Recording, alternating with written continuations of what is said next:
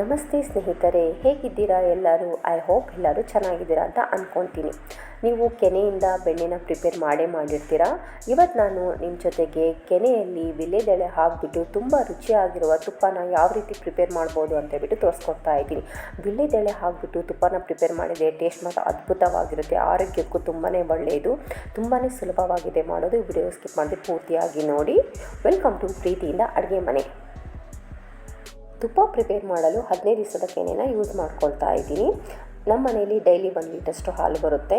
ಇಲ್ಲಿ ನಾನು ಹಾಲಿನ ಕೆನೆನ ತೆಗೆದ್ಬಿಟ್ಟು ಒಂದು ಕಂಟೈನರಲ್ಲಿ ಹಾಕಿ ಫ್ರೀಝರಲ್ಲಿ ಸ್ಟೋರ್ ಮಾಡ್ತಿದ್ದೀನಿ.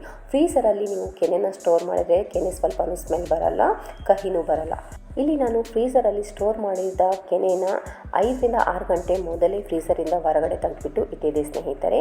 ನೀವು ಹಾಲಿನಿಂದ ದಪ್ಪವಾದ ಕೆನೆನ ಯಾವ ರೀತಿ ಪ್ರಿಪೇರ್ ಮಾಡ್ಬೋದು ಅಂತ ಹೇಳ್ಬಿಟ್ಟು ವಿಡಿಯೋ ಆಲ್ರೆಡಿ ಅಪ್ಲೋಡ್ ಮಾಡಿದ್ದೀನಿ, ಒಂದ್ಸರಿ ಚೆಕ್ ಮಾಡ್ಕೊಂಬಿಡಿ. ಈ ಕೆನೆನ ನಾನು ಒಂದು ಬಾಣಲೆಯಲ್ಲಿ ಟ್ರಾನ್ಸ್ಫರ್ ಮಾಡ್ಕೊಳ್ತಾ ಇದ್ದೀನಿ.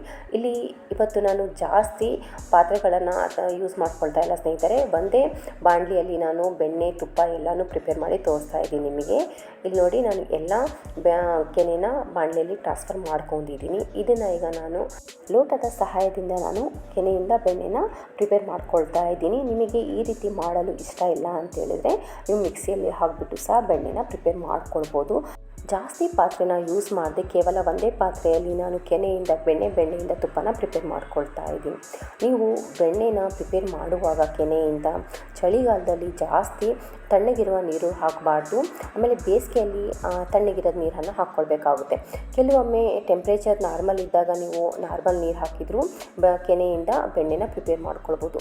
ನಿಮಗೆ ನೀರು ಬೇಕಂದರೆ ಅಷ್ಟೇ ಹಾಕ್ಕೊಳ್ಳಿ ಸ್ನೇಹಿತರೆ. ನೀವು ಜಾಸ್ತಿ ನೀರು ಹಾಕಿದರೂ ಬೇಗ ಬೆಣ್ಣೆ ಬಿಡಲ್ಲ. ಅದಕ್ಕೋಸ್ಕರ ನಿಮಗೆ ನೀರಿನ ಅವಶ್ಯಕತೆ ಇದ್ದರೆ ಸ್ವಲ್ಪ ನೀರು ಹಾಕ್ಕೊಳ್ಳಿ. ತಣ್ಣಗಿರೋ ನೀರು ಅಥವಾ ನಾರ್ಮಲ್ ಟೆಂಪ್ರೇಚರ್ ಇರುತ್ತೆ ಆ ನೀರು ಸಹ ಹಾಕ್ಕೊಳ್ಬೋದು. ನೀವು ನೋಡ್ತಿರ್ಬೋದು, ಬೆಣ್ಣೆ ಎಲ್ಲ ಚೆನ್ನಾಗಿ ಸಪ್ರೇಟ್ ಆಗಿದೆ. ಕೆನೆಯಿಂದ ಹಾಲು ಮತ್ತು ಬೆಣ್ಣೆ ಸಪ್ರೇಟ್ ಆಗಿದೆ, ಇಲ್ಲಿ ನೋಡ್ತಿರ್ಬೋದು. ಈಗ ನಾನು ಲೋಟದಲ್ಲಿರುವ ಸ್ವಲ್ಪ ಬೆಣ್ಣೆನ ತಕ್ಕೊಳ್ತಾ ಇದ್ದೀನಿ. ಇಲ್ಲಿ ನಾನು ಕೈನ ಕ್ಲೀನಾಗಿ ವಾಶ್ ಮಾಡಿಬಿಟ್ಟು ಬೆಣ್ಣೆಯಲ್ಲಿರುವ ಹಾಲಿನ ಅಂಶವನ್ನು ನಾನು ಸಪ್ರೇಟ್ ಮಾಡ್ಕೊಳ್ತಾ ಇದ್ದೀನಿ. ಬೆಣ್ಣೆ ಎಲ್ಲನೂ ನಾನು ಈ ರೀತಿ ಸೈಡ್ ಮಾಡ್ಕೊಂಡ್ಬಿಟ್ಟು ಹಾಲು ಇರುತ್ತಲ್ಲ ಅದನ್ನು ಸಪ್ರೇಟ್ ಮಾಡ್ಕೊಳ್ತಾ ಇದ್ದೀನಿ, ನೋಡ್ತಿರ್ಬೋದು. ಈಗ ಈ ಹಾಲು ಇರುತ್ತಲ್ಲ ಇದನ್ನು ಇನ್ನೊಂದು ಪಾತ್ರೆಯಲ್ಲಿ ನಾವು ಟ್ರಾನ್ಸ್ಫರ್ ಮಾಡ್ಕೊಳ್ಬೇಕಾಗುತ್ತೆ. ಈ ಹಾಲನ್ನ ನೀವು ವೇಸ್ಟ್ ಮಾಡೋಕ್ಕೆ ಹೋಗಬೇಡಿ ಸ್ನೇಹಿತರೆ. ಇದರಿಂದ ನೀವು ಪನ್ನೀರನ್ನು ಯಾವ ರೀತಿ ಪ್ರಿಪೇರ್ ಮಾಡ್ಬೋದು ಅಂತ ಹೇಳ್ಬಿಟ್ಟು ತೋರಿಸಿದ್ದೀನಿ, ಅಥವಾ ಮೊಸರನ್ನು ಸಹ ಪ್ರಿಪೇರ್ ಮಾಡ್ಕೊಳ್ಬೋದು. ಇದನ್ನು ನಾನು ಇನ್ನೊಂದು ಪಾತ್ರೆಯಲ್ಲಿ ಹಾಕ್ಕೊಳ್ತಾ ಇದ್ದೀನಿ. ಹಾಲೆಲ್ಲನೂ ನಾನು ಇನ್ನೊಂದು ಪಾತ್ರೆಯಲ್ಲಿ ಟ್ರಾನ್ಸ್ಫರ್ ಮಾಡ್ಕೊಳ್ತಾ ಇದ್ದೀನಿ. ಅದರಲ್ಲಿ ಸ್ವಲ್ಪ ಬೆಣ್ಣೆ ಬಿದ್ದರೂ ಪರವಾಗಿಲ್ಲ ಸ್ನೇಹಿತರೆ, ಇದನ್ನು ನಾವು ಆಮೇಲೆ ತಕ್ಕೊಳ್ಬೋದು. ನೋಡಿ, ಈ ರೀತಿ ನಾನು ಹಾಲನ್ನು ಇನ್ನೊಂದು ಪಾತ್ರೆಯಲ್ಲಿ ಹಾಕಿದ್ದೀನಿ. ಅದರಲ್ಲಿ ಸ್ವಲ್ಪ ಬೆಣ್ಣೆನೂ ಸಹ ಬಿದ್ದಿದೆ, ಅದನ್ನು ಸಹ ತಕ್ಕೊಳ್ತಾ ಇದ್ದೀನಿ. ಈ ರೀತಿ ಪ್ರೆಸ್ ಮಾಡಿಬಿಟ್ಟು. ಸ್ನೇಹಿತರೆ, ನಿಮಗೆ ಕೆನೆಯಿಂದ ತುಪ್ಪ ತೆಗೆಯುವ ಈ ವಿಧಾನ ಸ್ವಲ್ಪವಾದರೂ ಇಷ್ಟವಾದರೆ ಪ್ಲೀಸ್ ಲೈಕ್ ಮಾಡಿ, ಶೇರ್ ಮಾಡಿ ನಿಮ್ಮ ಫ್ಯಾಮಿಲಿ ಮೆಂಬರ್ ಜೊತೆಗೆ ಮತ್ತು ನಿಮ್ಮ ಫ್ರೆಂಡ್ ಜೊತೆಗೆ. ನಾನು ಹಾಲಿನಲ್ಲಿರೋ ಬೆಣ್ಣೆ ಎಲ್ಲನ ತೆಗ್ದಿದ್ದೀನಿ ಸ್ನೇಹಿತರೆ. ಈಗ ಬೆಣ್ಣೆನ ಮತ್ತೆ ಈ ರೀತಿ ಗಟ್ಟಿಯಾಗಿ ಪ್ರೆಸ್ ಮಾಡ್ತಾ ಹಾಲನ್ನು ನಾವು ತಕ್ಕೊಳ್ಬೇಕಾಗುತ್ತೆ. ಇಲ್ಲಿ ನಾನು ಬೆಣ್ಣೆ ತೆಗೆಯುವಾಗ ನೀರು ಹಾಕಿಲ್ಲ, ಆದರೂ ಎಷ್ಟೊಂದು ಹಾಲು ಬರ್ತಾ ಇದೆ, ನೀವು ನೋಡ್ತಿರ್ಬೋದು. ಈ ಹಾಲು ಗಟ್ಟಿಯಾಗಿದೆ ಸ್ನೇಹಿತರೆ. ನೀವು ನೀರು ಜಾಸ್ತಿ ಬಳಸಿದ್ರೆ ಹಾಲು ತೆಳ್ಳಗಿರುತ್ತೆ. ಅದಕ್ಕೋಸ್ಕರ ನೀರು ಆದಷ್ಟು ಕಮ್ಮಿ ಉಪಯೋಗಿಸ್ಬಿಟ್ಟು ನೀವು ಬೆಣ್ಣೆನ ತಕ್ಕೊಳ್ಳಿ. ಇದನ್ನು ಇನ್ನೊಂದು ಸರಿ ಇದೇ ರೀತಿ ಪ್ರೆಸ್ ಮಾಡ್ತಾ ನಾನು ಹಾಲಿನ ಅಂಶ ಎಲ್ಲ ತಕ್ಕೊಳ್ತಾ ಇದ್ದೀನಿ. ನೋಡಿ, ಈ ರೀತಿ ಪ್ರೆಸ್ ಮಾಡಿಬಿಟ್ಟು ನೀವು ಹಾಲನ್ನ ಸಪ್ರೇಟ್ ಮಾಡ್ಕೊಳ್ಬೇಕಾಗುತ್ತೆ. ಈ ಹಾಲಿಂದ ನೀವು ಪನ್ನೀರ್ ಯಾವ ರೀತಿ ಮಾಡ್ಬೋದು ಅಂತ ಹೇಳ್ಬಿಟ್ಟು ಆಲ್ರೆಡಿ ವಿಡಿಯೋ ಅಪ್ಲೋಡ್ ಮಾಡಿದ್ದೀನಿ, ಒಂದ್ಸರಿ ಚೆಕ್ ಮಾಡ್ಕೊಂಬಿಡಿ. ನಿಮಗೆ ಪನ್ನೀರ್ ಮಾಡಲು ಇಷ್ಟ ಇಲ್ಲ ಅಂತೇಳಿದರೆ ನೀವು ಇದರಿಂದ ಮೊಸರು ಸಹ ಪ್ರಿಪೇರ್ ಮಾಡ್ಕೊಳ್ಬೋದು. ನೋಡಿ, ಅದರಲ್ಲಿ ಸ್ವಲ್ಪ ಬೆಣ್ಣೆ ಇರುತ್ತಲ್ಲ ಅದನ್ನು ತೆಗ್ದಿದ್ದೀನಿ. ಈ ರೀತಿ ಕೈಯಿಂದ ಈ ರೀತಿ ತೆಗೆದ್ಬಿಟ್ಟು ಪ್ರೆಸ್ ಮಾಡ್ಕೊಳ್ತಾ ಇದ್ದೀನಿ. ಬೆಣ್ಣೆ ಎಲ್ಲ ಚೆನ್ನಾಗಿ ಸಪ್ರೇಟ್ ಆಗುತ್ತೆ. ನೋಡಿ, ಇಷ್ಟು ಹಾಲು ಬಂದಿದೆ. ಸುಮಾರು 3/4 ಲೀಟ್ರಷ್ಟು ಹಾಲು ಬಂದಿದೆ ಸ್ನೇಹಿತರೆ. 15 ದಿವಸದ ಕೆನೆಯಿಂದ 3/4 ಲೀಟ್ರಷ್ಟು ಹಾಲು ಬಂದಿದೆ. ಇದನ್ನು ಸಪ್ರೇಟಾಗಿ ಎತ್ತಿಟ್ಕೊಂಡ್ಬಿಡಿ. ನೆಕ್ಸ್ಟ್ ಈ ಬೆಣ್ಣೆಗೆ ನಾವು ನೀರು ಹಾಕಿಬಿಟ್ಟು ಚೆನ್ನಾಗಿ ವಾಶ್ ಮಾಡ್ಕೊಳ್ಬೇಕಾಗುತ್ತೆ. ಪ್ರೆಸ್ ಮಾಡ್ತಾ ಹಾಲಿನ ಅಂಶ ಹೋಗುವವರೆಗೂ 4 ರಿಂದ 5 ಸರಿ ನೀವು ಕ್ಲೀನಾಗಿ ತೊಳ್ಕೊಳ್ಬೇಕಾಗುತ್ತೆ ಬೆಣ್ಣೆನ. ಇದು ನಾವು ಎಷ್ಟು ಚೆನ್ನಾಗಿ ತೊಳಿತೇವೋ ಅಷ್ಟು ಚೆನ್ನಾಗಿ ತುಪ್ಪ ಬರುತ್ತೆ, ಸ್ವಲ್ಪನೂ ಸ್ಮೆಲ್ ಇರಲ್ಲ. ನೀವು ಈ ಬೆಣ್ಣೆನ ಬೇಕಾದರೂ 1 ವಾರದ ತನಕ ಫ್ರಿಜ್ಜಲ್ಲಿ ಇಟ್ಬಿಟ್ಟು ಯೂಸ್ ಮಾಡ್ಕೊಳ್ಬೋದು. ಮಕ್ಕಳಿಗೆ ಟೋಸ್ಟಿಗಾಗಲಿ ದೋಸೆಗಾಗಲಿ ಹಾಕಿಬಿಟ್ಟು ಇದನ್ನು ಯೂಸ್ ಮಾಡ್ಕೊಳ್ಬೋದು. ಅದಕ್ಕೂ ಜಾಸ್ತಿ ಇಟ್ಟರೆ ಸ್ವಲ್ಪ ಸ್ಮೆಲ್ ಬರುತ್ತೆ, ಯಾಕಂದರೆ ಇದರಲ್ಲಿ ನಾವು ಪ್ರಿಸರ್ವೇಟಿವ್ಸ್ ಏನೂ ಹಾಕಿಲ್ಲ.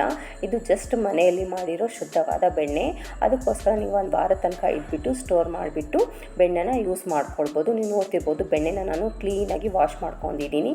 ಇದನ್ನು ನೀವು ಸ್ಟೋರ್ ಮಾಡ್ಕೊಳ್ಬೋದು, ಅಥವಾ ನೀವು ತುಪ್ಪ ಪ್ರಿಪೇರ್ ಮಾಡ್ಕೊಳ್ಳೋದಿದ್ರೆ ತುಪ್ಪನೂ ಪ್ರಿಪೇರ್ ಮಾಡ್ಕೊಳ್ಬೋದು. ಇಲ್ಲಿ ನಾನು ತುಪ್ಪನ ಪ್ರಿಪೇರ್ ಮಾಡ್ಕೊಳ್ತಾ ಇದ್ದೀನಿ. ಬಾಣಲಿನ ನಾನು ಗ್ಯಾಸ್ ಮೇಲೆ ಇಟ್ಬಿಟ್ಟು ಮೀಡಿಯಂ ಫ್ಲೇಮಲ್ಲಿ ಬೆಣ್ಣೆನ ಕರೆಸ್ಕೊಳ್ತಾ ಇದ್ದೀನಿ.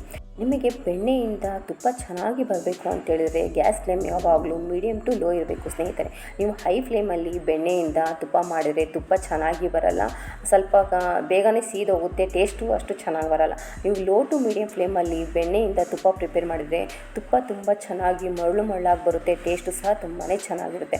ಮೊದಲಿಗೆ ಬೆಣ್ಣೆ ಕರಗಿದ ಮೇಲೆ ಈ ರೀತಿ ತೆಳ್ಳಗೆ ಆಗುತ್ತೆ ಸ್ನೇಹಿತರೆ. ಆಮೇಲೆ ಬರ್ತಾ ಬರ್ತಾ ಸ್ವಲ್ಪ ಗಟ್ಟಿ ಆಗುತ್ತಾ ಬರುತ್ತೆ. ಸ್ವಲ್ಪ ಗಟ್ಟಿ ಆದಮೇಲೆ ಮತ್ತೆ ಈಗ ತೆಳ್ಳಗಾಗ್ತಾ ತುಪ್ಪ ಬಿಟ್ಕೊಳ್ತಾ ಹೋಗುತ್ತೆ ಸ್ನೇಹಿತರೆ. ಈಗ ಎಷ್ಟು ಗಟ್ಟಿ ಆಗಿದೆಯೋ ಈಗ ನಿಧಾನವಾಗಿ ತುಪ್ಪ ಬಿಟ್ಕೊಳ್ತಾ ಹೋಗುತ್ತೆ. ಇಲ್ಲಿ ನಮ್ಮ ಮನೆಯಲ್ಲಿ ಡೈಲಿ 1 ಲೀಟ್ರು ಆಕಳು ಹಾಲು ತರಿಸ್ತೀವಿ, ಅದಕ್ಕೋಸ್ಕರ ತುಪ್ಪ ಹಳದಿ ಕಲರ್ ಇರುತ್ತೆ, ಬೆಣ್ಣೆನೂ ಸಹ ಹಳದಿ ಕಲರ್ ಇರುತ್ತೆ. ನೀವು ಎಮ್ಮೆ ಹಾಲು ಅಥವಾ ಬೆಣ್ಣೆ ಯೂಸ್ ಮಾಡಿದರೆ ಅದ್ರ ಕಲರು ಬಿಳಿಯಾಗಿರುತ್ತೆ. ನೀವು ನೋಡ್ತಿರ್ಬೋದು ತುಪ್ಪ ಎಲ್ಲ ಈಗ ಸಪ್ರೇಟ್ ಆಗ್ತಾ ಇದೆ. ಇಲ್ಲಿ ನಾವು ಮನೆಯಲ್ಲೇ ಕೆನೆಯಿಂದ ಬೆಣ್ಣೆನ ತಯಾರಿಸುವುದರಿಂದ ಕೆನೆ ಅಂಶ ಬೆಣ್ಣೆಯಲ್ಲಿ ಇದ್ದೇ ಇರುತ್ತೆ ಸ್ನೇಹಿತರೆ. ಆ ಕೆನೆ ಅಂಶ ಎಲ್ಲ ಸಪ್ರೇಟ್ ಆಗುವವರೆಗೂ, ಟ್ರಾನ್ಸ್ಲೂಟ್ ಕಲರ್ ಬರೋವರೆಗೂ ನಾವು ಇಲ್ಲಿ ತುಪ್ಪನ ಕಾಯಿಸ್ಕೊಳ್ಬೇಕಾಗುತ್ತೆ. ಇದೇನಪ್ಪ ತುಪ್ಪ ಆಗಲೇ ರೆಡಿ ಆಗ್ತಾ ಬರ್ತಾ ಇದೆ, ಇನ್ನೂ ವಿಳ್ಯದೆಲೆ ಯೂಸ್ ಮಾಡೇ ಇಲ್ಲ ಅಂತೇಳಿದರೆ, ತುಪ್ಪ ಟ್ರಾನ್ಸ್ಲೂಟ್ ಕಲರ್ ಬಂದಾದಮೇಲೆ ಇದಕ್ಕೆ ನಾವು ವಿಳ್ಯದೆಲೆನ ಹಾಕ್ಕೊಳ್ಬೇಕಾಗುತ್ತೆ. ವಿಳ್ಯದೆಲೆ ನಾವು ತುಪ್ಪದಲ್ಲಿ ಹಾಕಿಬಿಟ್ಟು ಬಿಸಿ ಮಾಡಿದರೆ ಟೇಸ್ಟ್ ಮಾತ್ರ ಅದ್ಭುತವಾಗಿರುತ್ತೆ, ಆರೋಗ್ಯಕ್ಕೂ ತುಂಬಾ ಒಳ್ಳೆಯದು. ತುಪ್ಪ ತುಂಬ ದಿನ ತನಕನೂ ಕೆಡಲ್ಲ, ಬಾಳಿಕೆನೂ ಸಹ ಬರುತ್ತೆ. ವಿಳ್ಯದೆಲೆ ತುಪ್ಪದಲ್ಲಿ ಹಾಕಿಬಿಟ್ಟು ವಿಳ್ಯದೆಲೆಯಲ್ಲಿ ನೀರಿನ ಅಂಶ ಎಲ್ಲ ಹೋಗುವವರೆಗೂ ನಾವು ವಿಳ್ಯದೆಲೆನ ತುಪ್ಪದಲ್ಲಿ ಫ್ರೈ ಮಾಡ್ಕೊಳ್ಬೇಕಾಗುತ್ತೆ. ಇದ್ರ ಟೇಸ್ಟ್ ಮಾತ್ರ ಸಖತ್ತಾಗಿರುತ್ತೆ ಸ್ನೇಹಿತರೆ, ಆರೋಗ್ಯಕ್ಕೂ ತುಂಬಾ ಒಳ್ಳೆಯದು. ನಮ್ಮ ಅಜ್ಜಿ ಹೇಳ್ತಾ ಇದ್ರು, ವಿಳ್ಯದೆಲೆ ತುಪ್ಪದಲ್ಲಿ ಹಾಕಿ ಬಿಸಿ ಮಾಡೋದರಿಂದ ಮಕ್ಕಳಿಗೆ ಶೀತ ಕೆಮ್ಮು ಏನೂ ಆಗಲ್ಲ, ಡೈಜೆಷನ್ನು ಸಹ ಇಂಪ್ರೂವ್ ಆಗುತ್ತೆ. ಹಳೆ ಕಾಲದಲ್ಲಿ ನಮ್ಮ ಅಜ್ಜಿ ಯಾವ ರೀತಿ ಬೆಣ್ಣೆಯಿಂದ ತುಪ್ಪ ತಯಾರಿಸ್ತಿದ್ರು ಅಂತ ಹೇಳ್ಬಿಟ್ಟು ವಿಡಿಯೋ ಆಲ್ರೆಡಿ ಅಪ್ಲೋಡ್ ಮಾಡಿದ್ದೀನಿ ಸ್ನೇಹಿತರೆ, ಒಂದ್ಸರಿ ಚೆಕ್ ಮಾಡ್ಕೊಂಬಿಡಿ. ಆ ವಿಡಿಯೋಗೆ ತುಂಬಾ ಪ್ರೀತಿ ಕೊಟ್ಟಿದ್ದೀರಾ, ಥ್ಯಾಂಕ್ ಯು ಸೋ ಮಚ್. ನೀವು ನೋಡ್ತಿರ್ಬೋದು ಎಲೆ ಎಲ್ಲ ಚೆನ್ನಾಗಿ ಫ್ರೈ ಆಗಿದೆ. ಈ ಸ್ಟೇಜನ್ನು ನಾವು ಗ್ಯಾಸ್ ಆಫ್ ಮಾಡ್ಕೊಂಡ್ಬಿಟ್ಟು ಇದನ್ನು ತಣ್ಣಗಾಗಲು ಬಿಡಬೇಕಾಗುತ್ತೆ. ನೋಡ್ತಿರ್ಬೋದು ತುಪ್ಪ ಎಲ್ಲ ಚೆನ್ನಾಗಿ ಟ್ರಾನ್ಸ್ಲೂಟ್ ಕಲರ್ ಬಂದಿದೆ. ಇದನ್ನು ನಾವು ಒಂದು ಗ್ಲಾಸ್ ಜಾರಲ್ಲಿ ಅಥವಾ ಸ್ಟೀಲ್ ಬಾಕ್ಸಲ್ಲಿ ತುಪ್ಪನ ಸ್ಟೋರ್ ಮಾಡ್ಕೊಳ್ಬೇಕಾಗುತ್ತೆ. ನೀವು ಪ್ಲಾಸ್ಟಿಕ್ ಜಾರಲ್ಲಿ ತುಪ್ಪನ ಸ್ಟೋರ್ ಮಾಡ್ಕೊಳಕ್ಕೆ ಹೋಗ್ಬೇಡಿ ಸ್ನೇಹಿತರೆ, ಅದು ಆ ಪ್ಲಾಸ್ಟಿಕ್ ನಮ್ಮ ಆರೋಗ್ಯಕ್ಕೆ ಅಷ್ಟು ಚೆನ್ನಾಗಲ್ಲ. ಅದಕ್ಕೋಸ್ಕರ ಗ್ಲಾಸ್ ಜಾರ್ ಅಥವಾ ಸ್ಟೀಲಿನ ಬಾಕ್ಸ್ ಇರುತ್ತಲ್ಲ ಅದರಲ್ಲಿ ನೀವು ತುಪ್ಪನ ಸ್ಟೋರ್ ಮಾಡ್ಕೊಳ್ಳಿ. ನೀವು ನೋಡ್ತಿರ್ಬೋದು ನಾನು ತುಪ್ಪನ ಒಂದು ಗ್ಲಾಸ್ ಜಾರಲ್ಲಿ ಹಾಕಿಬಿಟ್ಟು ಸ್ಟೋರ್ ಮಾಡ್ಕೊಳ್ತಾ ಇದ್ದೀನಿ, ಅಂದರೆ ಸೋಸ್ಕೊಳ್ತಾ ಇದ್ದೀನಿ ಮೊದಲಿಗೆ. ಇಲ್ಲಿ ನನಗೆ ಜಾಸ್ತಿ ಏನು ವೇಸ್ಟೇಜ್ ಬಂದಿಲ್ಲ ಸ್ನೇಹಿತರೆ, ತುಪ್ಪಾ ಚೆನ್ನಾಗಿ ಬಂದಿದೆ. ನೀವು ಕೆನೆಗಿಂತ ಡಬಲ್ ಪ್ರಮಾಣದಲ್ಲಿ ನಾವು ತುಪ್ಪನ ಈ ವಿಧಾನದಿಂದ ಪ್ರಿಪೇರ್ ಮಾಡ್ಕೊಳ್ಬೋದು. ಈ ಎಲೆ ಇರುತ್ತಲ್ಲ ಇದನ್ನು ನೀವು ಚಪಾತಿ ರೊಟ್ಟಿ ಜೊತೆಗೆ ಮಕ್ಕಳಿಗೆ ಅಥವಾ ನೀವೇ ಇದನ್ನು ತಿನ್ಬೋದು, ಟೇಸ್ಟ್ ತುಂಬ ಚೆನ್ನಾಗಿರುತ್ತೆ.